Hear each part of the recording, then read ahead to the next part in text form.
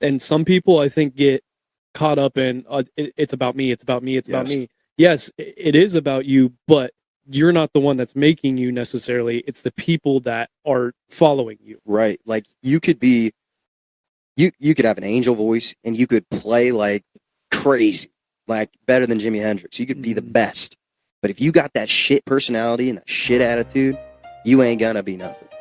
And nobody's gonna get behind anybody that's like that. You are now tuning in to the Roughnecks Podcast with your host, Cole Nixon. Much love. What's up, everybody, and thank you for tuning in to today's episode of the Roughnecks Podcast. Before we dive into today's episode, I want to tell you guys about Desert Fox Golf. I've recently partnered up with them, and they have some awesome products that you definitely want to check out. They have something called the Phone Caddy, which is the best phone holder in golf.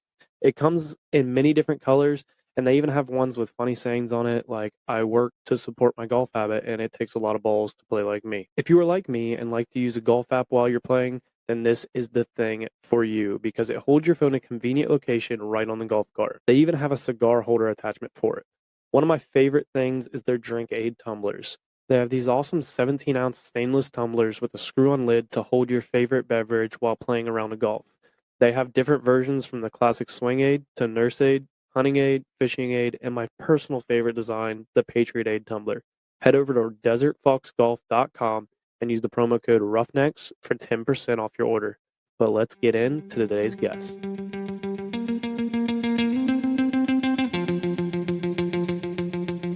What's up, everybody, and welcome back to another episode of the Roughnecks Podcast.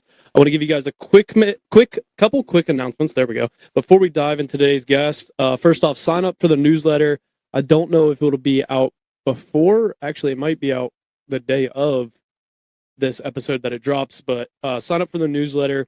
Super big announcement coming out. Also, check out social media. Mainly Instagram's really the only thing that I use. Instagram at Roughnecks Podcast to stay up to date with some of the big things that are coming. There's couple big announcements that are be coming within the next month or so that you definitely will not want to miss. But joining me today is a guest who is finally making his reappearance, Mr. Alan Carl. Welcome back, man. What's going on? It's been we've been trying to figure this out for over a month now, probably trying to get you back in here to record. It's just one schedule doesn't work out, the other schedule doesn't work out. Get nice days. Yeah. Right. We're here now. Yeah, finally getting it in. But I like to kick off my episodes by allowing the guests to give a background. You've already done that, but I'm going to kind of, for the people who don't know who you are, if it's their first time hearing you, just kind of tell us who Alan Carl is. Yeah. Grew up in New Jersey on a soybean farm, and grew up listening to all kinds of music, to tell you the truth. My dad put me on a lot of soul music, like Temptations and stuff. Rarely did I ever listen to country music when I was growing up, which is kind of crazy that I'm in country music now. But yeah, I listen to classic rock and Temptations and stuff like that. Hunt and fish. And I just was normal farm kid, you know what I mean? Didn't really have much friends, didn't really go out as much. But, you know, that's just the way I lived, and that's the way I was raised. And when I was 18 years old, I moved to Nashville, Tennessee, and cut my teeth in Nashville for a little bit. And then from Nashville, I moved to Ohio and built I like to call it a mini empire. But, you know, as far as it getting going and stuff like that. Been in Ohio for about 8 or 9 years. And, yeah, I started out very small and just started building and building and building and never giving up, and kept persevering. And I think that's why I got where I am now. So, was it a little nerve-wracking being 18 and going to Nashville? Yeah. Right out of high school, going to Nashville, big old city. You know, you have Broadway and all kinds of tomfoolery going down on there, and not being 21, you know, you can't get into the bars and stuff like that at night. And so I did a lot of songwriter nights, and you know, had a little job, but you know, I worked on 2nd Avenue, and not in a bar, not in a saloon, not anywhere. I worked right on the sidewalk. I had my guitar case open, and I played for tips and stuff to get by. And then I'd say I did that for about 2 or 3 years, and then from there I worked at Big Time Boots and sold hats and stuff. But all the while, still playing music and still cutting my teeth and still doing the songwriter nights and stuff. And yeah, so That's what's I think a lot of people forget about, not even just in the music business sometimes, like with, you're doing things just to get by until you get to that point to where you can just rely on what you love to do and what you want to do. it's so true. A lot of people in the music business, they start out, they have a 9 to 5 job, but then they also do songwriter nights, or, they're doing songwriting sessions, and, but all the while they're doing 9 to 5s. And, the ultimate goal is to do what you love for a living. Yes. That's the ultimate goal. And that was always my goal. And just 2 years ago, I was able and blessed to be able to do that and walk away from my 9 to 5 that I just hated to do. And every 9 to 5 that I had, I was like, man, I always want to just do music. I just want to do music, but I got to pay my bills. So as I started building and building and building as years went on, I got to a point where I had a great team behind me. And, we went full bore. We said,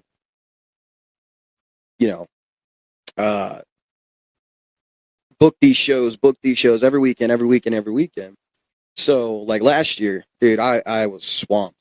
I mean, you want to talk about hitting the ground running. There was no question.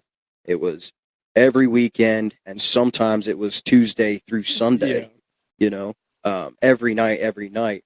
And don't get me wrong, I was pretty exhausted by the end of the year, but at the same time, I made a lot of good strides and furthered my behind you. I think that's important. And no matter what you do, that's one of the things that I've started to see the podcast itself, like from my example, grow a little bit more because I've brought other people in, but now they're not like in here doing episodes with me every week and stuff like that. But, I have a guy that has his own segment on Fridays, and then I have a guy that is the co-host of the drinking episodes that I do. So he's on all of those now. And it's also just being able to bounce ideas off somebody and just, because more brain power, the better. Oh, for sure. I mean, at the end of the day, like it's your show. Yeah. But you can also have more input, and having more input is very valuable. Like, has that helped you in just like kind of songwriting too, or is that just in general? Yeah, I mean, I would say in general, when you're trying to build stuff and you're trying to create stuff, sometimes you get wrapped up in your own mind and you second guess yourself a lot. Yes. And, when you have a team, you can bounce ideas, like you said, bounce ideas off of each other, and come up with some really, really cool creative things. Say you have an idea and then one of your team members has another great idea. So you take a little bit of your portion and take a little bit of his portion and, here and there and here and there. And you come up with this amazing product that people are like, wow, that's innovative. That's new. That's something that I've never seen before. And I don't know if you're going to touch on the Flanagan show or not like that. Okay. So I'll talk about that when you touch on it. But that's an interlude as far as the creativity goes. And I'll touch on that when you hit that. But yeah. We can just jump right into it because you recently did a show at Flanagan's. What was the Saturday before Easter Sunday? Yeah. You were the headliner. Yep. You also had Preston, who's been on this podcast as well. Preston Cooper. And then I forget the other name that was there. One or two? Yeah, it was Tim Oliver and Blake Tyler. Yes, that's right. Yeah, but you did that, and we were trying to also kind of record during that week that you were leading up to it, but. Yeah. Like you said, you did a lot of this planning, not necessarily yourself, but you did a lot of the manpower behind it. Kind of take us through that too and all that work. Definitely. So the creative behind it, it was very stressful. Like I said, I have a great team. I got 2 guys on my team that are just so amazing and so down to earth and so creative with everything. Jacob Lipperman and Dwayne. We call him Uncle D. But they're so just such good guys, and they're so creative, and I like that because I'm a creative guy myself. And this was a show that we've been putting together for 2.5 months. So we got the go ahead from Flanagan's that we were going to do the show. We got the go ahead from Flanagan's. Shout out the country for hooking that up. Badass guy. And shout out to DJ at Flanagan's for allowing us to have that show, and David there. But anyway, going back to the creative side of it, like I said, we've been playing this for 2.5 months. A lot of stress, a lot of weight on your shoulders when you're trying to put together a show like that.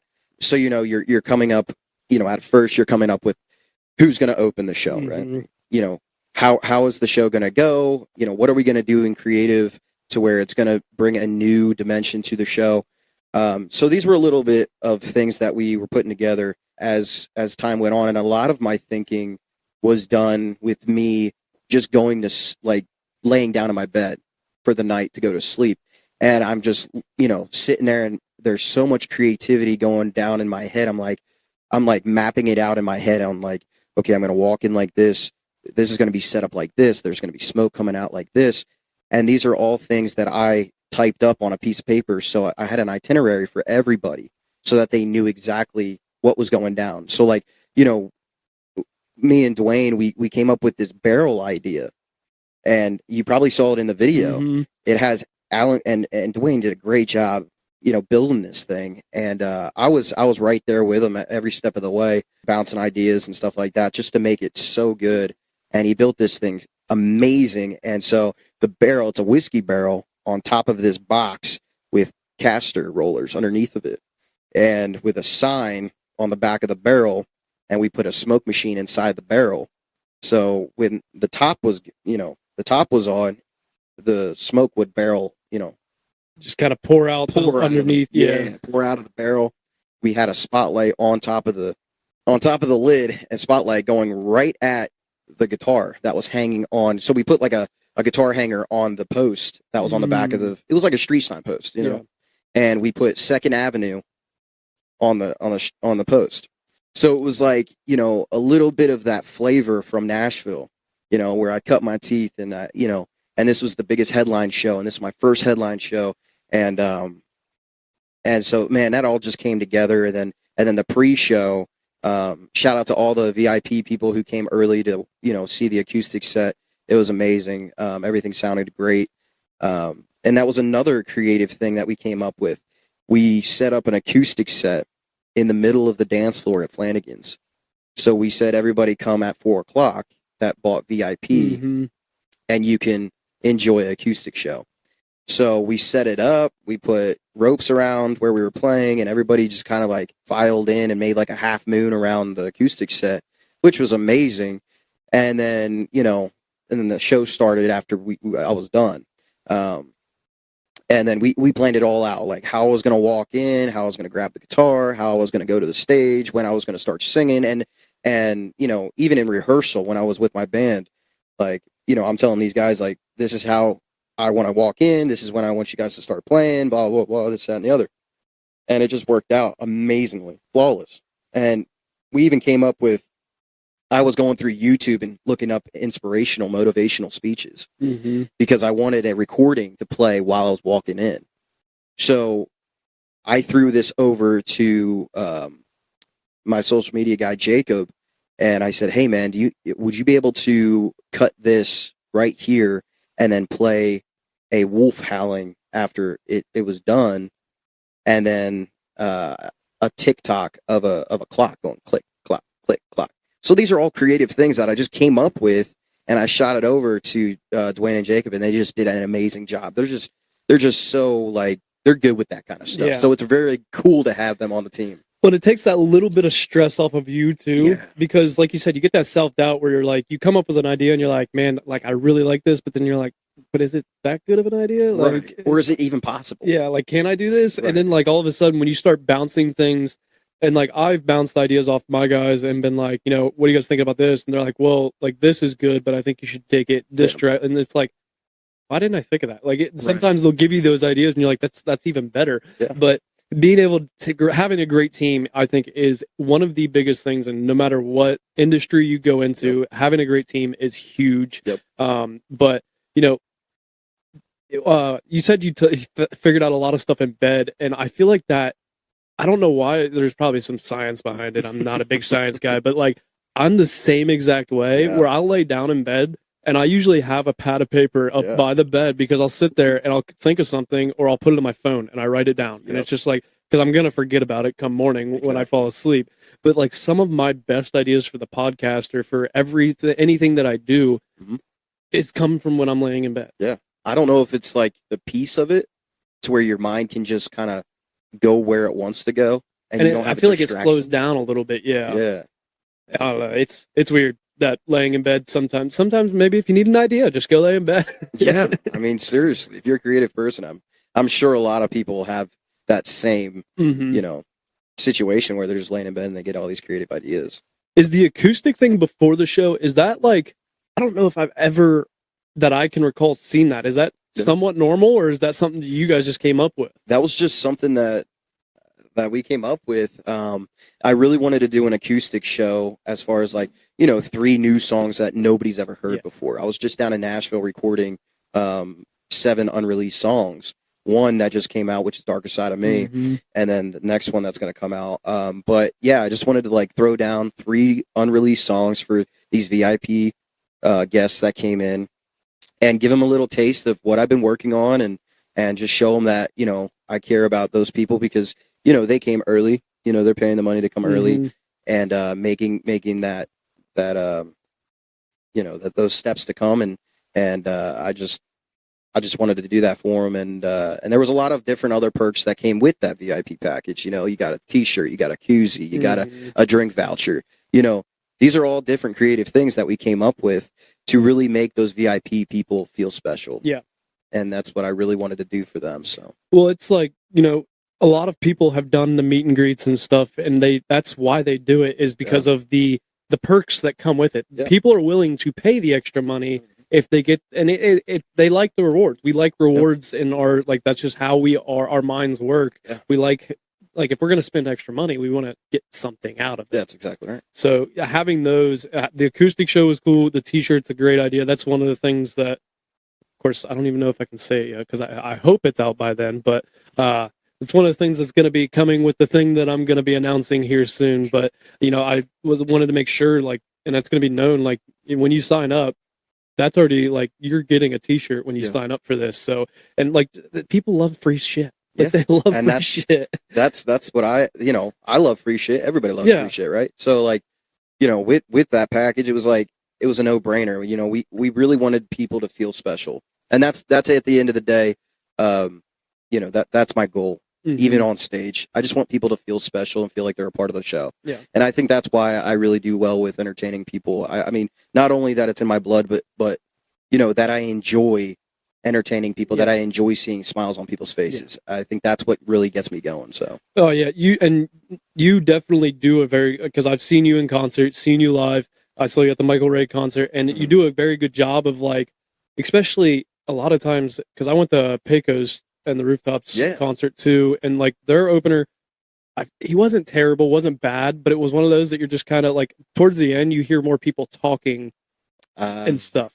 During yours, it's like, no, everybody's getting ready. Like, you're getting ready for the next thing that's about to happen. Right. And that's your job as an opener, Yeah. that is your job. You were supposed to get the crowd hyped up for the headliner, and that's that was always my goal, anytime that I open for somebody, it's always a goal of mine to put on the best show that I can put on, but also be like, you guys ready for, the headliner, blah, blah, what I mean? Like, really amp it up and get these people fired up.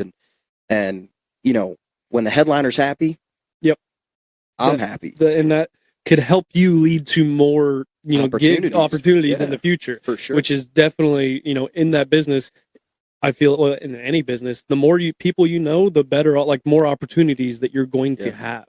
No doubt. But you have that new song, Darkest Side of Me, out now on all platforms. Yes. Definitely go listen to it. I really like it. You definitely gave me, which I know he's an inspiration of yours, the Brantley Gilbert vibes with it. Yeah. I love it. Where did the idea for that song kind of come from? Well, it was just it was a song that I kind of really like. I had a situation where, and you don't have to dive too far into it. I won't, but there was a little situation where, and if you listen to the song, you'll know where it's coming from and stuff. And there was just a situation that I had heard of, and there's a lot of domestic violence out there. Mm-hmm. And I just, it's BS, it's bullshit, it is. And you know, I just wanted to really make a song to where it was like, you know what, you ain't bigger, you ain't badder, you just a pussy, really. Yeah. You know what I mean? And I'm about to show you. Exactly. Step to me and you'll see. You know what I mean? Yeah. Like, don't put your hands on a woman. You know, why don't you, you know, at the end of the day, that's It's almost one of those, like, you want to put hands on somebody, then I'm right here. Yeah, step up. You know what I mean? Yeah. But one of the things about that song that, and this is completely different and off topic a little bit, but the laugh, like the little chuckle in it, where does that? I've never thought about this till I was listening to it on the way home from work one day, and I was like, you did your little chuckle in it. I was like, how do you know when to put that? Is that like in the lyrics? Is that something you plan, or does it just kind of happen? Yeah, it's just it's kind of like you kind of go into a space in your mind when you're in the studio. And I actually talked to my producer Rory over at Omni Studios in Nashville in downtown and or Midtown. I go, now I'm gonna throw out an idea to you, and let me know if you think it's okay. I said, hit play real quick. So we started recording, and I'm singing, and then I do the little laugh, you know. And he's like, do you think it's a little cheesy? And I said, I don't think so. He's like, but I like it. He's like, just don't overdo it. Yeah. Don't overdo it. Don't make it seem like it's forced. Like, you know what I mean? Like, just like you ain't shit, man. You know, but you're laughing about it. You know what I mean? So it worked out. And yeah, he pieced that song together so well as all these other songs, man. That Omni Studios in Nashville and Rory, I mean, they're just amazing, dude. Amazing. What are those experiences like, being over there recording and that kind of stuff? Because, you know, I've heard different things where sometimes you're in the studio for like an hour, and then most of the time I feel like you're in there for a lot longer. Kind of what are those experiences like? So yeah, it's great. I had session players come in from Nashville Session Players Association, and they came in, which they were hired by the record. They're hired by the recording studio, and they came in and I sent them like rough tracks of just me playing guitar and singing, like off of my phone, off of voice memos. And the music director took those songs and wrote out all the tabs for them. And he told his guys, he was like, this is how it's supposed to be played. This is the tempo that we like, that I think it would sound good in.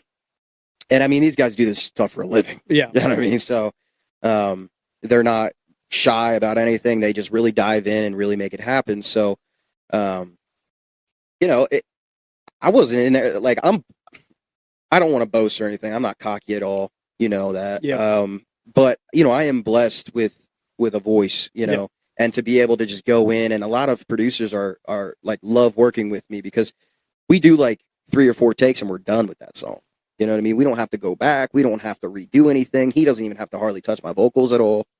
So make their job a little bit easier. Of course. And that's, and then it also makes it fun. Yeah. Because now we can start being a little bit creative, because we don't have to work on, oh, you gotta hit this note better. You gotta be in pitch a little bit better. You know, it's not that much stress. So like with the producer, he can just be like, yo, let's do this. I think this would be cool here. I think this would be cool here. And we just bounce ideas off of each other, just like all, you know, every creative session. And so, you know, these session players go in. I show up, I fly in from Columbus, and I show up in Nashville.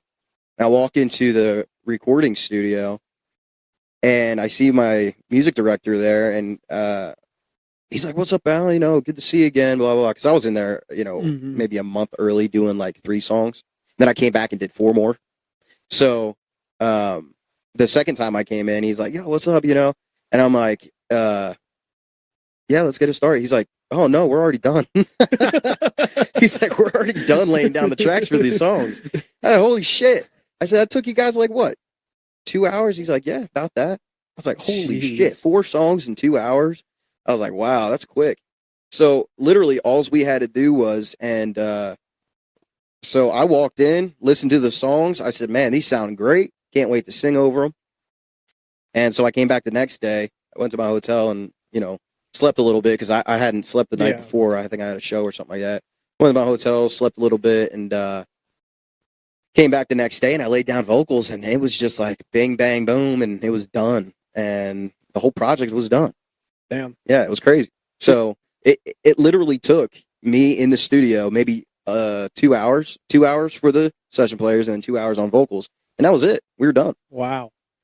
That's crazy to think that, I mean, obviously that they know what they're doing. They've done it a million times, Sure. but it's just Yeah. crazy to think, like, you know, people also don't realize you got like a 3 to 5 minute song that takes, 2 hours to record. Like, it's not something that, and that's not on top of you coming up with the idea, to fine tuning it, to making, figuring out all the lyrics, figuring out how you want, like, there's just a lot of work that goes into, and it's not the same scale. Mine's not nearly as long, but like for the podcast, like me writing a script, me editing, me getting it posted on social media, like there's a lot more that goes into it than just the final product. But that's the big thing, is like people want things now and Instant want it. gratification. Yes, we live in such an instant gratification world. It is Social media. Oh, that social media is definitely. You get on TikTok and you never see the same video twice.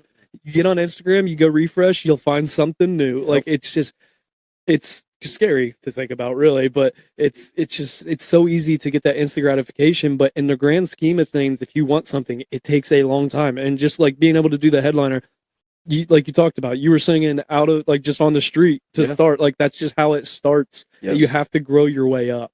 Yeah. It does start like that, man. And a lot of these kids nowadays, they don't want to work for what they get. They just want it now.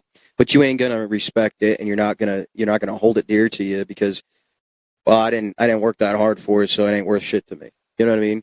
And I think that's where a lot of people get screwed up in this world, because, like we were talking about, this younger generation, they're just wanting that instant gratification right away. Instant gratification. They don't want to work for nothing. When you work for something, as well as I do, as well as the listeners know, you work for something, you have pride in that, and you busted your ass to get there. So, like, I'm not going to lie to you, bro. I was on stage at Flanagan's, and I was speaking from my heart to the people, and I started tearing up. Like, I'm not shitting you.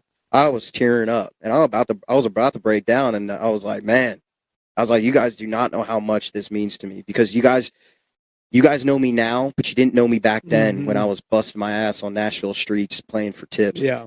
Walking home at 4 a.m. in the morning, and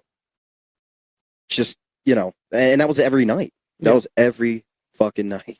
Just to get yourself out there. Like, it's weird. It's really scary to think about where our generation is going.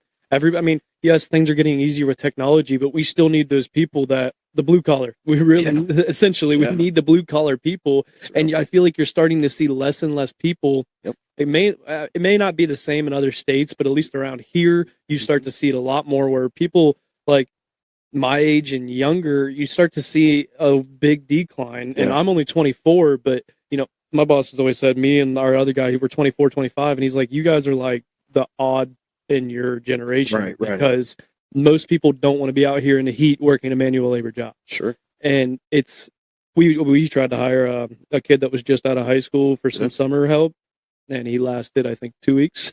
Damn. Just like, that was more of us being like, no, you're not cut out for this. Yeah. More of a headache. But you saw it in him. He didn't want to be there. Like, and it's just like, no one wants to necessarily be out here in a 90-degree heat, sweating their dick off, carrying a 150-pound paver. Like, we don't necessarily want to do it, but we do love doing it. Yeah. We don't love doing it. We love the final product when it comes to like patios and pools and stuff. But you get with the younger generation, they need to start realizing, and like you said, like when you work for something, you cherish it that much more. Oh, for sure. I mean, we all have memories probably of when we were like 10, 12, whatever, mowing the grass for our grandma or whatever, getting that $20 and going and buying, saving it up and going and buying whatever the hell it is you wanted to buy. Yeah. But like, I still have stuff today that I bought. And I think Sierra's a couple times been like, why do you still have this? And I'm like, because that was like one of the first things that I ever worked for and bought. Like, I'm not getting rid of it. Yeah, that's the way I'm in with my Harley. Like, I paid for that bike, and that was from me busting my ass doing landscaping. Yep. Going around and knocking on doors and mowing lawns and stuff like that. Like, I worked for that. And I was, I think, 19 when I bought that thing. And I'm 29 now, so I've had it for 10 years. But it's just one of those things. And a lot of people have asked me, like, why don't you sell the bike? Why don't you get a bagger? Why don't you, I've had a bagger before. Like I had an electric glide, and then I had my Springer as well. And now I just have my Springer. But it's just one of those things where, you work your ass off for it, and it just means something to you. And you almost feel like it has like its own personality, its own person, It starts to become part of you. Right. Right. So you don't want to, it's hard to let go of those things. Some things you got to let go. But that right there is a like prime example of something that you work your ass off for, you get, and you cherish it so much more. Yeah. And I mean, there's difference when I used my dad's tools when I was younger. Like it was like, whatever, Right. it didn't matter. But then you use yours and you're like, hey, don't throw that. That was like $10. You got grease on it. You're wiping it off after you're done with it, shining it all up. But it's true. I kind of want to go back to this Flanagan's thing. I forgot, thought of some other things too. Like, so you said you planned it for 2.5 months, you said? Yeah. How much of that was like, how was handling that stress of that? Because there is a lot that goes into it. Like what was the best way to handle some of that stress? Smoke weed every day. You're not wrong. Seriously, man. Man, I tell you what, coming up with all of the creative juice for that show and everything else, man, it takes it out of you. It really does. And you start getting like anxiety. You start getting like stress, and it's just like, man, how can I just decompress? Yeah. And so I smoke weed. For all the listeners out there, I have 420 tattooed on my hand on a clock. And that, that's one of my vices that, allows me to just kind of melt into just forgetting about stuff and just enjoying like where I am at life right then and there. Yeah. Instead of stressing so much. Enjoying where you're at in life. That's one of the hardest things to do sometimes. Well, I mean, obviously it was probably really easy to enjoy the moment when you're at Flanagan's. For sure. It's the process that sometimes we forget to like. When I was planning some things when I was planning the volleyball tournament, I'll just go and say it because it should be out by then. But when I was planning, when I'm planning this volleyball tournament, there's times where I'd like literally get so worked up and I'd just be like, nothing's going right. But then I'd be like, I'm hosting a like this is happening. Right. This like something big is actually happening. Yeah. Take a second and enjoy the win, even though you're not there yet. Enjoy it. Keep working towards it. Because that win is coming. You still have a lot of work to do to get that win, the for sure win. Yeah. But right now you're in the lead, so enjoy it. Exactly. And that's kind of where I was, everybody says to me all the time, you just need to stop and enjoy where you're at. And that's very hard for me. A lot of people ask me about like my past, and like you talk about like, you ask me like a little bit about myself and stuff like that. Like it's hard for me because I'm always looking towards the future. I'm always looking towards my next move on like what I want to achieve and what I'm trying to succeed at. So like, dude, I literally, like, I will literally forget about my past. Like I'll forget about yesterday. You know what I mean? And that sucks for me because I don't remember like really good times because I never lived in the time that it happened. Like I was there, but I can't go back to that in my mind for some reason. Yeah. And it's weird, but I'm always looking either towards the future or what I need to do or what I need to get done and to get where I need to be. And everybody says, they just say, you just need to calm down and you need to enjoy where you're at. And I think the one thing that does it for me is going to my property in Kentucky. And it has no cell service. You go out there, we got turkeys out there, got deer out there, you just go out and you sit up on a hill, no cell service, and you just look, man, and you're just like, it's such a serenity in your mind, dude, just to get away from the bullshit and get away from a lot of people that put stress on your life. You know what I mean? I know everybody's like, you got to get away from all these people that put stress on your life and bad energy and stuff like that. But like sometimes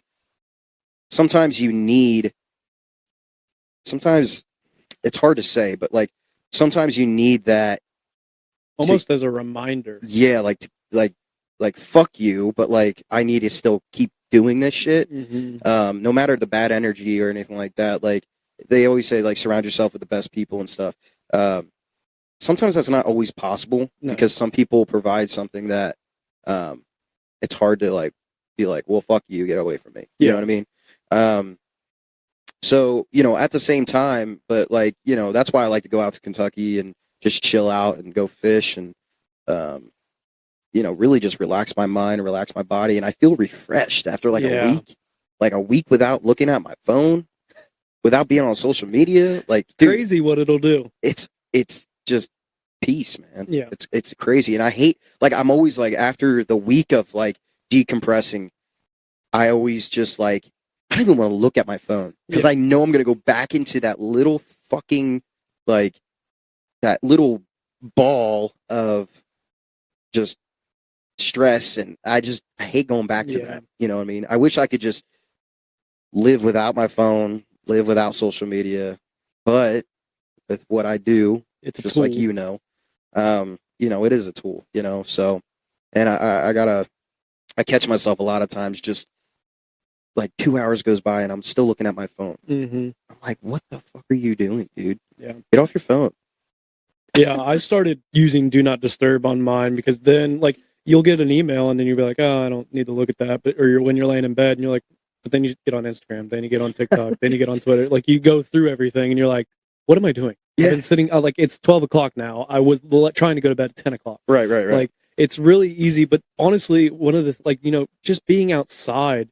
And sometimes, like, when you go outside, don't take your phone with you because, like, not everybody can just go out and not have the cell service. Like, that's just that you don't have a choice there. Right. But like, if you do have cell service outside, just leave your phone inside and go outside for a half hour. Yeah. See what a difference it makes. I mean, there's times where I go outside and I'll forget. You completely forget about your phone. Yeah. And or like I'll even have music playing. Yeah. And then I forget where I even put my phone. And it's like, I'm glad I did. Like, that means I'm not solely relying on it for everything, which I'm bad about it. We all get caught in it. Oh, sure. But it's because it's such an easy trap to fall into. But it's sometimes you need to go without your phone. And I've gone, and you know just as well as I do, what hunting, just going out in the tree stand and sitting there, it's kind of the same thing. Like, just being outside, quiet, peaceful, it's just like a relief. Yeah, for sure. How much hunting are you able to get done with all this music stuff, though? Nothing. Hardly any. That's why this past season, I went out for like, I don't know, maybe 3 or 4 days. Yeah. But like in intervals, like one day I was able to go out, and then the next week, one day I was able to go out. So like, I had a buck come by, and it wasn't anything huge, you know what I mean? I think it was a 6-point or something like that, and it wasn't anything big, but I shot him because I'm like, I won't have another chance at coming back out here because I'm so damn busy. I'd like to go turkey hunting, but like, I'm too busy to even go. And yeah, so like, when I find the time, like, even if a doe came by, I'd shoot it because I need the meat, and you know, I won't have another chance to go out. So. Yeah, I mean, that's kind of almost to the point where I've gotten, like, usually I have a buck in mind and it's one that I want to get, but otherwise, like, not like the first days or whatever, but like after a month or so, if I'm not getting out as much as I want to, when that doe walks in, you're gone. Like, I want some meat in the freezer. Exactly. I try to shoot at least one deer every year, and people are like, well, what's the point of shooting it? Like, that deer meat disappears quick.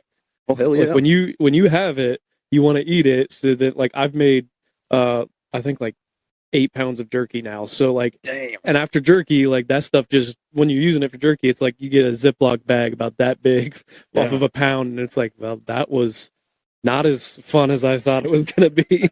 But it's like, the jerky's just too damn good. Yeah, for sure. But and it was the end of the rut for me. So when I was out, so I was like, yeah, fuck it, I'm gonna call this buck in. I didn't even see him. I was just kind of blind calling.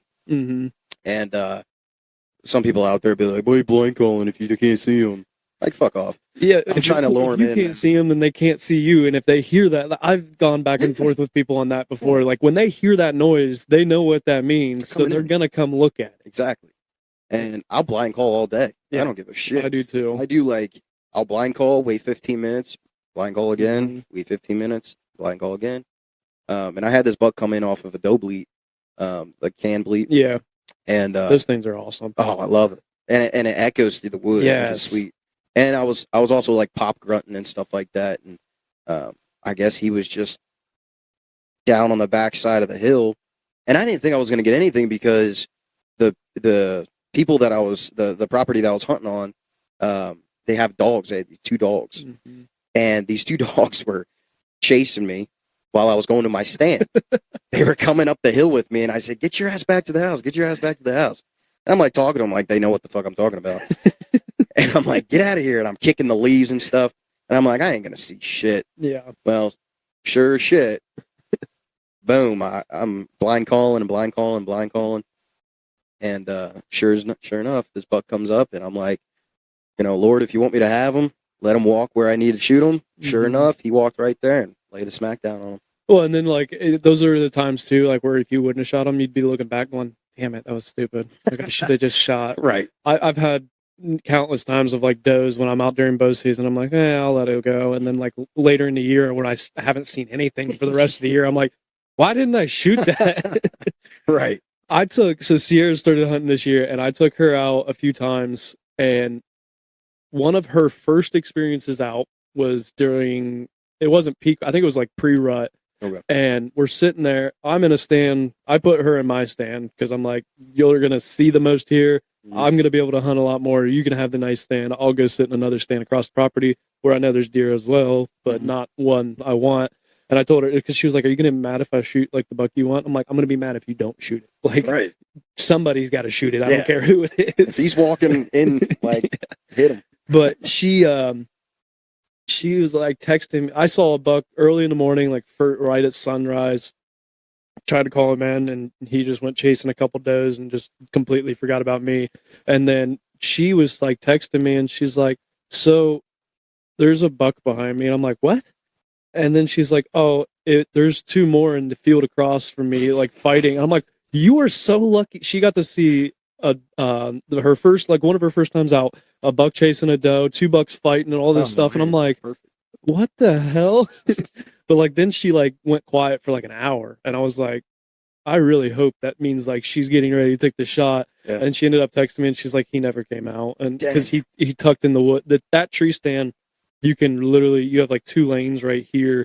And right in front of you is like just the tree that overhangs. But you have 2 good lanes here and nothing in the woods. But they usually jump the fence into the field, but they didn't end up doing it for her. Damn. But that sucks.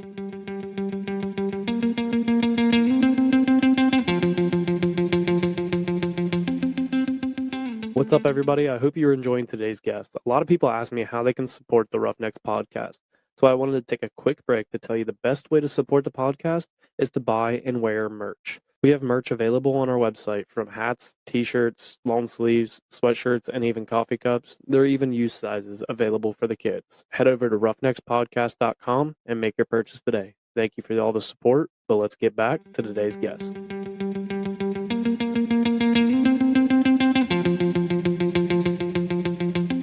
What would you say is your overall goal with music?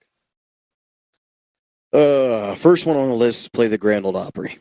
I really want to play that. Mm-hmm. That's been a goal of mine ever since I was in Nashville. And honestly, I haven't even stepped foot into the Grand Ole Opry to even see a show, solely because when the first time I want to step into the Grand Ole Opry, I want to play it. That's actually a really cool. I really like that. Yeah, that's awesome. Yeah. So that's one. But another one would be selling out like stadiums and arenas. I think that'd be badass. Or even playing an arena or a stadium. Like, say I'll be on like an opening show, but just playing it and being on that big, giant stage in front of thousands would be just a bucket list check off for me. Yeah. I wanted to ask you too, what are your thoughts on Nashville? Like, people are almost, some people in the country industry are almost starting to, like, not necessarily avoid it, but you're having less and less people, I feel like, go. What are your thoughts on that? Like move to Nashville Yeah, because like as far as like for music. yeah, because you have people. I don't know if Cody Jenks is one of them, but I think he's talked about it or something. Yeah. So this is my take on it. And a lot of Nashville people are probably going to be like, "Well, I'm here, whatever." I live there, okay, so I know. And I live in Ohio now, so I really know that you don't need Nashville to make it. And especially now they got TikTok out. Yeah. How many like Bailey Zimmerman and Nate Smith, and how many of these guys have made it off of TikTok? You know what I'm saying? Yeah. And they're playing arenas. Yeah. And I'm not taking anything away from those guys. I mean, they're great guys. They know how to write music. Great artists and stuff like that. Did they cut their teeth as hard as some other people? No. But everybody's walk and everybody's journey is different. Does that mean that they have longevity in the music business? Who knows? But do you need Nashville to succeed? No, you don't. For me, anyway. That's my opinion on the fact. I've been there. I've seen people still there. Yeah. Still trying to do it. I mean, after 10 plus years, after 15 plus years, still going for it. But I think that you need to take yourself out of Nashville. If you do live in Nashville and you've been there 10 plus years, you need to take yourself out. You need to go to another state and you need to build your empire in another state. And you need to get that state behind you and then start spreading out like a spider. Yeah. And, like water in a stream, just going wherever, and creating that buzz and creating that audience. That's the way that I have been doing it, and it's been working for me. So that's my formula. But for some other people, it might not be their formula, and it might not work for them. Yeah. Like everybody's life is different, everybody's walk is different, and but that's my take. I don't think you need Nashville. Would it be cool to be signed? Yeah. Maybe, maybe if the contract's right and stuff. I was on American Idol, contracts weren't that good. It just wasn't. It wasn't in my favor, and I saw them, and I was just like, nah. There's a lot more negative than positive for this, so I'm not going to put myself in a situation where I can't get out of, or have to spend a ton of money to get lawyers involved to get myself out of. Yeah. That's just not what I want to do, and that's the way with record labels too. You can be your own record label, really. Anymore. I mean, they got TuneCore you could put music out on. They got I think it's called CD Baby you could put out music on, SoundCloud, YouTube, and all of these platforms really distribute your music for you. Yeah. To iTunes, Spotify, Google Play, stuff like that. So you're essentially your own record label, and because that's how you do it, isn't it? Yeah, that's exactly how I do it. And I'm going to tell everybody straight up that does music, relationships are the biggest thing in this industry. Being kind and being a positive person that people want to be around and people enjoy to be around is very huge. Being a dick and being a prick is not going to get you anywhere in life. It really isn't. People are going to possibly give you the opportunity, but if you throw it back in their face, then they're going to be like, fuck you, we're not going to work with you anymore. So I've always been very, and this is coming from a guy who's busted his ass to get where he is, off of good relationships with people. I know Justin Moore's manager very well, and that's just from me being who I am and being true to who I am, and showing people that, yeah, I'm a country artist, but at the same time, I'm a person. I'm a good human being as well, and that goes a long way. Yeah, people want to be. They don't want to be around the person that's an asshole. Like, right? People get conceited, man. Yeah, like that makes me like not want to be around you. Like, I've had plenty of people. We've all had plenty of our people in our lives who aren't necessarily in our lives anymore because I've had people before who I've had one experience with. They were a complete dickhead, and I'm like, I don't like that person. And I've had people like, he's a good guy, and I'm like, you know what? Like, I just didn't. Especially that first impression is very important. Very. And especially, I feel like if you're opening for somebody or like everybody you talk to, it's going and like fans. If you're a dickhead to your fans, like you're not gonna be doing anything. No, like they're the ones making you, man. Yes, like your fans are the ones making you who you are. Like if it wasn't for my fans and the people that really get behind what I do, I wouldn't be shit. Yeah. And I have a song called "Gonna Know My Name," and it's coming out like later on this year. And one of the lines in the song is, "Without y'all, I'd be nothing," and that's saying something. You know what I mean? Like, it's real, man. And without fans, without good people in your corner, you ain't gonna be shit. Yeah.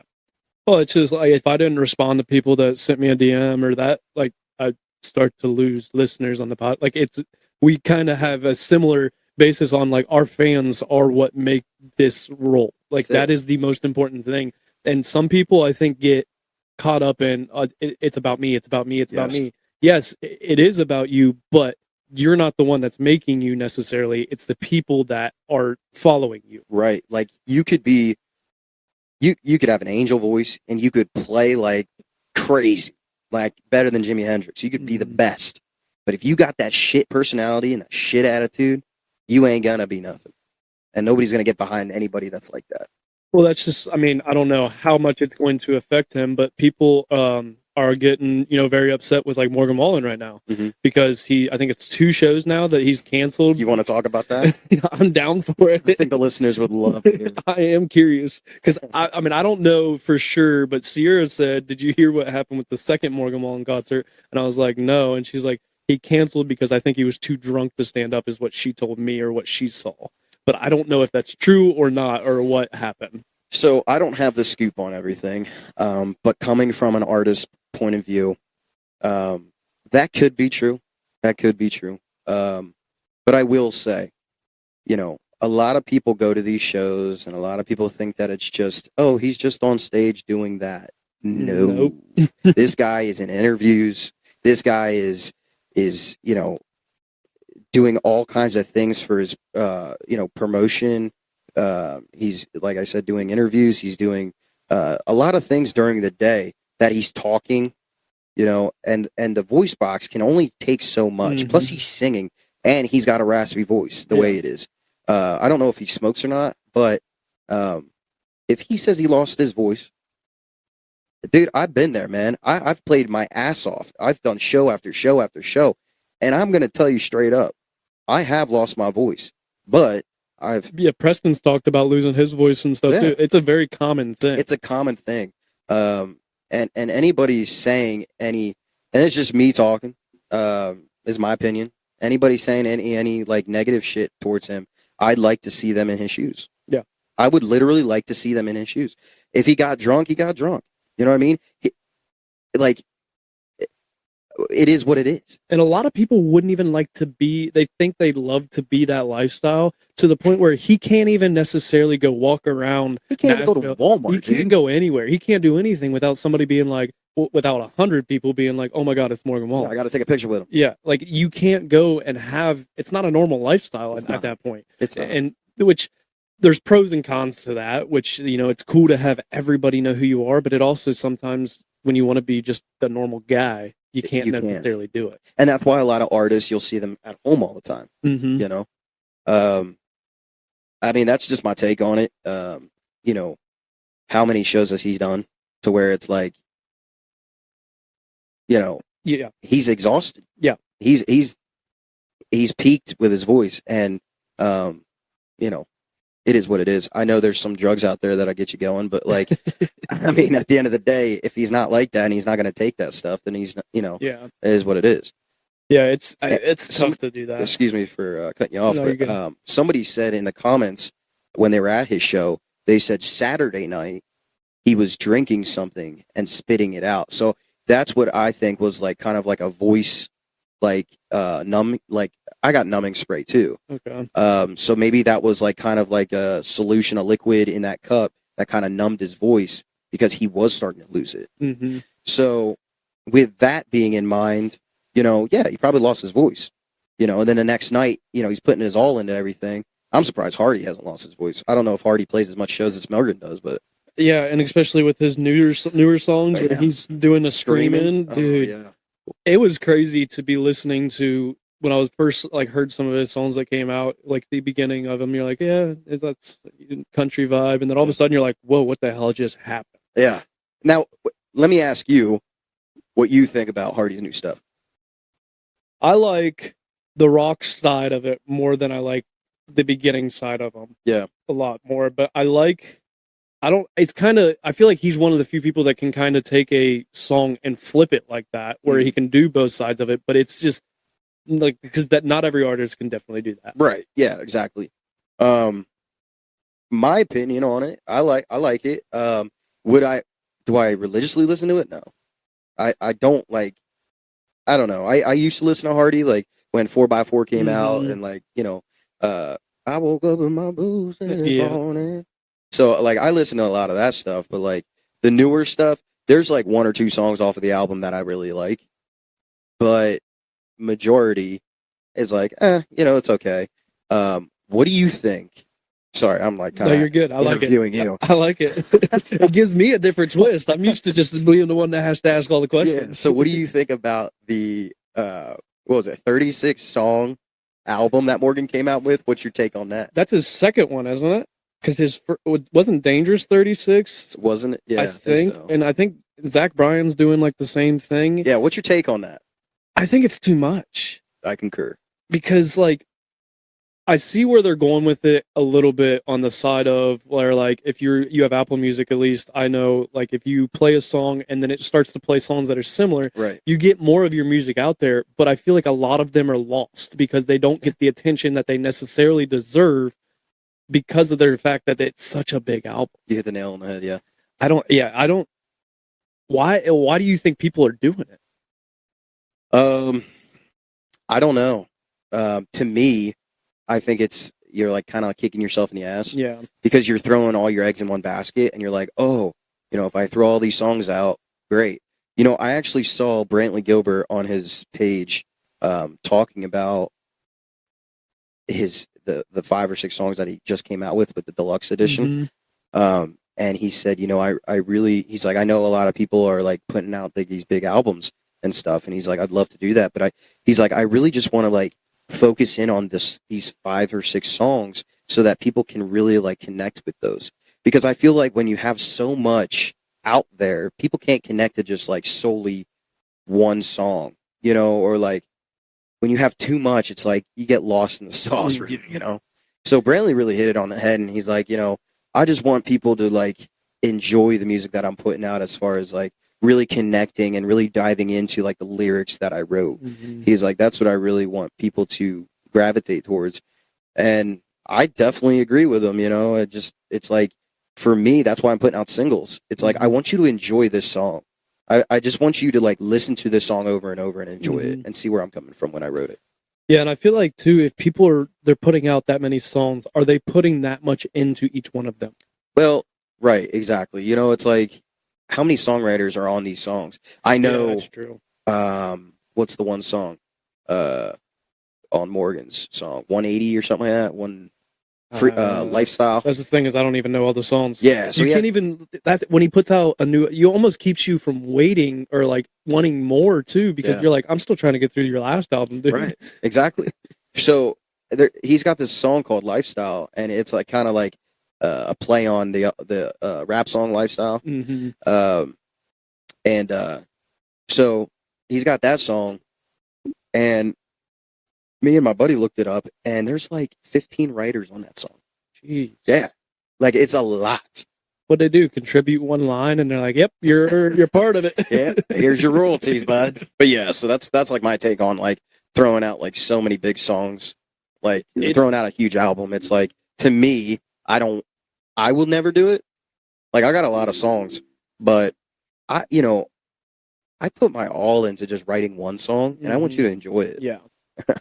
And it is an album in your future. Is that something? I mean, obviously, that's something every artist wants to do. But like, is that something in the near future? Or is that going to be a little bit more time? Yeah, it's going to be a little more time. I'm actually going to go down to Nashville and write with some of my buddies. And my buddy Bobby McLam, he hit me up and he's like, we got to start writing because I want to get a song on your next album.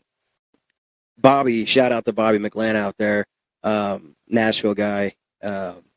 Badass songwriter, and he's actually wrote "Feeling It Now" with me, "God's Country" with me, and a few other ones with me. Great guy, but yeah. So maybe in the future, Maybe in the future, for sure. I mean, for sure in the future, Yeah. I'll probably come out with like a 12-song album or something like that.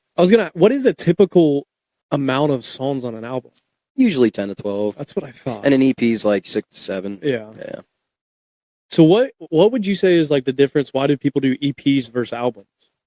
You know, I think it's either just like Brantley said, you know, just wanting people to really like connect with the songs with you know, with just like an amount of songs, like 6 or 7 songs, and really connecting with those songs. You know, when you put out an album, I don't know, to me it's like it's great to put out an album because like, you know, you're going to get a lot of people connecting with some songs, but like there's going to be a lot of songs that are forgotten about, you know, and that's what I think is happening with Morgan. Yeah. He's got like his 3 top songs that are just hitting, you know, and they're great. Yeah. But then he's got songs that are just like getting lost. And it's like, dude, you put all this time and effort into writing these songs, and You want people to be able to enjoy them. exactly. And I mean, I don't know. And I know who else? Yeah, Zach Bryan putting out another 38 song album or something. Oh no, that 36 is how big Morgan Wallen's new one is. And his last one was Zach put out like 34, right? Oh, I guess yeah. Well, that's weird. His last one like goes 1 to 15, and then goes 1 to 15 again. So his last one was a 30-song album, and then let's see what Zach Bryan's was. And then Zach Bryan like released like another EP album, like another like 5 songs in the next like 5 weeks, and it's like, dude, like I love your music, but you're giving too much at once. Right. You know, what are your thoughts on? Are you a Zach Bryan fan or no? You know, I'm sure he's a great guy. Would love to meet him. Would love to sit down and write with him, but I just can't get into it, man. Really? Yeah, I just you know, no hate on him or anything like that, but I just feel like a lot of the songs sound the same, have the same vibe. And I'm like, I like new stuff. Like if I'm listening to, like, if you listen to my songs, every song is very different. When I go to your music, when I'm driving home from work or whatever, it's like, all right, what mood am I in? Like, you get a little bit of everything. So it's like, do I want, you know, blue collar and that like rock side of things and the upbeat, or do I want, you know, that little bit of slower stuff? Yeah. Which I like. And is there a preference that you like to do? Not really. I mean, anything that I'm really feeling. When I get done writing a song, like me, Dwayne, and Jacob, my team guys, we sit down and we write a lot together, and we came up with this one song, and it's amazing, man. It really is. And it's just one of those songs where you just get captivated by it. You just kind of like, you get immersed in it, and that, I love those kind of songs where you can just sit there and you're just like, damn, I can see exactly where he's coming from. I can see the vision that he was talking about. But also it makes you feel a type of way. A lot of the songs that, you know, a lot of these artists are putting out are the same old bullshit that you're hearing on the radio. It's like girls, trucks, beer, party. Yep. It's not like distinctive subjects that happen in day-to-day life. You know, yeah, we all drink, we all party, but we're not doing that every day. Yeah. You know what I mean? They're great for like the weekends. Yeah. In the summertime, it's perfect. Yeah. These are perfect. But like Brantley Gilbert said it the best: "Live it up for the weekend." Yeah. You know, I mean, honestly. Yeah. So like when I write songs, like we'll go through my songs right now. "Feel It Now." That was about a night out on Nashville on Broadway. Me and the songwriters went out on Broadway, and we got fucked up. You know, and then we had a song write the next day early. And I walk in, I'm like, damn, guys. I said, man, I'm feeling it now. And Bobby goes, that's what we're writing right there. That's the song title, Feeling It Now. So either I can't remember. See, this is the thing. I can't remember if it was like, that's exactly how it went, or like, did I just go out on my own? And I came back to the song right the next day, and I was like, fuck, I feel like shit. But yeah, so they're like Feeling It Now, and then God's Country. About, you know, how our country was going at the time and how it still is going, you know what I mean? Yeah. So, you know, things like that. And then, you know, Put On cool story about Put On. Put On was held by two of my favorite artists out there, Jason Aldean and Brantley Gilbert. Huh. That song was held by them for 2 months. Damn. Bobby McLam wrote that song with a couple other buddies of his in Nashville.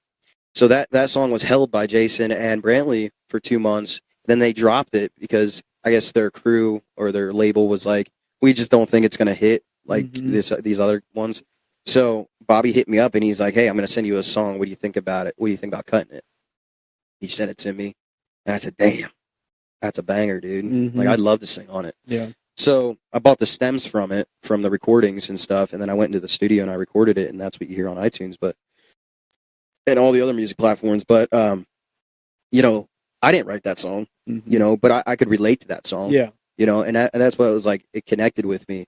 And that's why I was like, yeah, let me record it. And then, you know, Pretty Girl, you know, it's about like finding the love of your life. You know what I mean? And then Blue Collar. Yep. You know, I'm talking about 9 to 5 and I've been there. I've done excavating. I've done HVAC. Like I've been there. I've done that, you know? So I know what it's like to have calloused hands. I know what it's like, you know, to wake up in the morning and work from sun up to sundown and overtime and all this other stuff. And so I'm really writing songs about like what I've experienced in my life and stuff like that. And I just feel like a lot of Nashville artists and songwriters and stuff, they get lost in that because they're surrounded by what they only know, which is Nashville. You know, they're not going out and experiencing these things and writing from the heart of like experiences. So that's what I like to do. Like if I'm ever coming up with like a song, I just like to immerse myself in the subject that I'm singing about and do my research on it and maybe even put myself in that situation, like per se, like in my mind. I'm not talking about physically. Yeah. Because Darkest Side of Me was not me. I don't think that's a situation you necessarily want to put yourself in. You don't even want to be around it necessarily. Exactly. It was more of a, but it was, you know, a situation that happened in somebody else's life that that happens a lot. Yeah. You know, in day-to-day life. And that's what I wanted to write about. That's where I came up with that idea. And then I have another song coming out the end of May, which I'll show you after we're off of this. It's a badass song, man.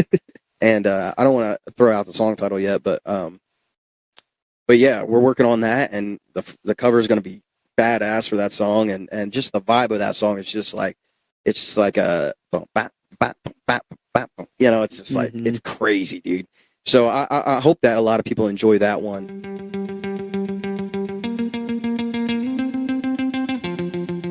What's up, everybody? So we had a bit of a technical difficulty during this episode. Got on here to record the other night and realized that the last half hour of this episode is missing. It's just completely blank. I do not know what happened. I'm sorry that we missed the last half hour of this episode, but trust me, it was a good one, and Alan will be another guest that we will have back on again, so don't worry. We'll get back into some of that stuff, but you're going to hear it, you know, kind of cut out right there, and then it's going to go right into the end of the episode where it just started picking back up again. I have no idea why, but sorry for that. I'm sorry that for everybody that wanted to listen to that, but that's all we got for today's episode, so let's get into the end of it.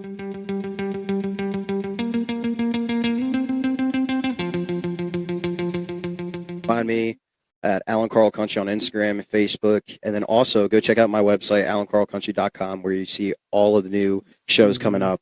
I got merch on there you guys can buy, and all the new and innovative things that me and my team really want you guys to be connected with and captivated in. So be along for the ride, man. It's going to be a wild time. If you're in the area, definitely go check out one of his concerts. You will not be disappointed. Definitely check out that merch too, because I have one of the hats. Those things are sweet. The logo's sweet. Love the logo. But until Friday, you guys know the deal. Life is hard, and it's going to knock you down just like a bull does to a bull rider. Don't let that bull of life walk all over you. Get up, grab the bull by the horns, and take control of your life. Roughnecks, out.